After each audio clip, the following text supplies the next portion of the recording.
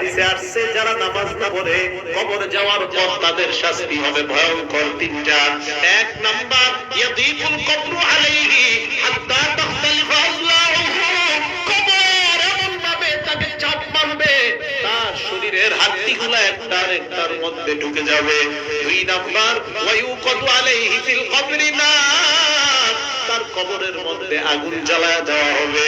তিন নাম্বার ওয়ায়ুসাল্লাতু আলাইহি ফিল কবরি সুমান, তার কবরের মধ্যে বিশাল বড় একটা অজগর সাপ দেওয়া হবে। সাপটা কত বড়? নবী বলেন আইনা মিনান নার, ওই সাপের চোখ হবে আগুনের চোখ, ওয়াসফারুহু মিন হাদিদ, সাপের মুখগুলো হবে লোহার লোহার নখ। হাবিব বলেন সাপটা কত বড়? একটা নখের এক পাশ থেকে তুমি আরেক পাশ যাইতে তোমার একদিন সময় লাগবে। এবার চিন্তা করো সাপটা কত বড়। আল্লাহর নবীর হাদিস দ্বারা বোঝা যায় ওই বান্দা যখন কবরে থাকবে আর চিৎকার দিবে, চারদিকে তাকায় দেখবে আগুন আর আগুন, হঠাৎ দেখবে তার পাশে একজন বিশাল বড় একটা ডান্ডা নিয়ে দাঁড়ায় আছে। এবার তাকে আঘাত করা হবে। আঘাতের পর নবী বলেন ইয়াসিহু সাইহাতান, এমন জোরে একটা চিৎকার মারবে ইয়াসমাউহা কুল্লু শাইইন ইল্লা সাকালাইন, দুনিয়ার জিন আর মানুষ ছাড়া তার চিৎকারের আওয়াজ সব হাইওয়ান জানোয়ার শুনতে পাবে।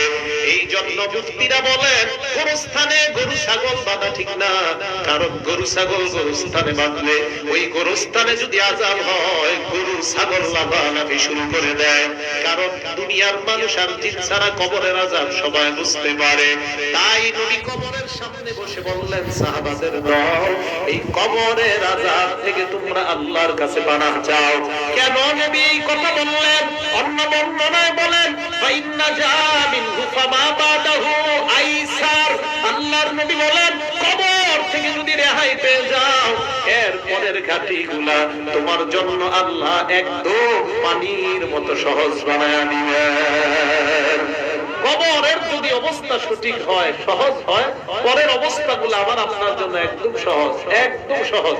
নবী বলেন ফাইল্লাম ইয়ানজুমিনহু ফামা বাদাহু আশা, আর যদি কবর থেকে রেহাই না পায় তো পরের অবস্থাগুলো হবে তার ভয়ঙ্কর। এই জন্য কবর আমাকে আপনাকে ডাক দিয়ে বলে আনা বাইতুদ দুদ, আমি পোকামাকড়ের ঘর। আমাকে আপনাকে কবর ডাক দিয়ে বলে আনা বাইতুল ওয়াহদা, আমি একাকিত্বের ঘর। আমার কাছে আসার আগে চিন্তা ভাবনা করে আসবা। আমাকে আপনাকে ডাক দিয়ে বলে আনা বাইতুল ওয়াহদা, আনা বাইতুল কুরবা, আমি অপরিচিত ঘর, আমার মাঝে কোনো পরিচয় নাই। কবর বলে আনা বাইতুত তুরাব, আমি মাটির ঘর। আমার কাছে আসার আগে চিন্তা ভাবনা করে আসবা।